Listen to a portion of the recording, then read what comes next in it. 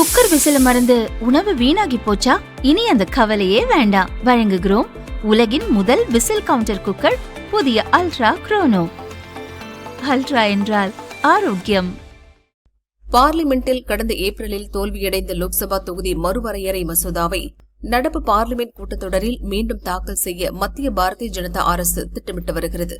5 மாநில சட்டசபை தேர்தலுக்கு பின் மேற்குவங்கத்தில் மம்தா பானர்ஜியின் திரிணாமுல் காங்கிரஸ் மற்றும் மகாராஷ்டிராவில் உத்தவ் சிவசேனா ஆகிய கட்சிகளின் எம்பிக்கள் பலர் பாரதிய ஜனதாவுக்கு ஆதரவாக மாறியுள்ளனர்.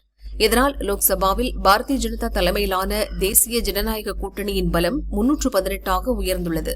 இன்னும் 42 எம்பிக்களின் ஆதரவு கிடைத்தால் தொகுதி மறுவரையறை மசோதாவை நிறைவேற்ற முடியும்.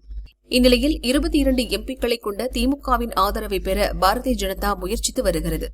அனைத்து மாநிலங்களிலும் 50% தொகுதிகள் அதிகரிக்கப்படும் என மசோதாவில் இருந்தால் திமுக ஆதரிக்கும் என கூறப்படுகிறது.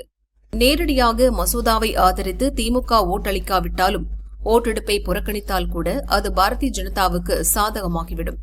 எனவே தொகுதி மறுவரையறை மசோதாவுக்கு எதிராக திமுகவை ஓட்டளிக்க வைக்கும் முயற்சியில் காங்கிரஸ் மேலிடம் இறங்கியுள்ளது.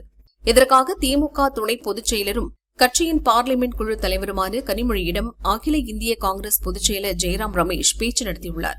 அவருக்கு பதிலளித்த கனிமொழி, சென்னை வந்த ராகுல் திமுகவை எட்டப்பன் என மறைமுகமாக விமர்சித்தார்.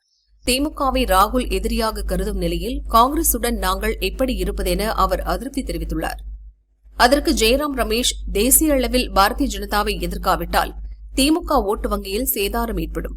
எனவே தமிழகத்தில் எதிராக அரசியல் செய்தாலும் டில்லியில் பாரதிய ஜனதாவை எதிர்ப்பதில் திமுக பின்வாங்கக்கூடாது என கனிமொழியிடம் கூறியதாக தெரிகிறது.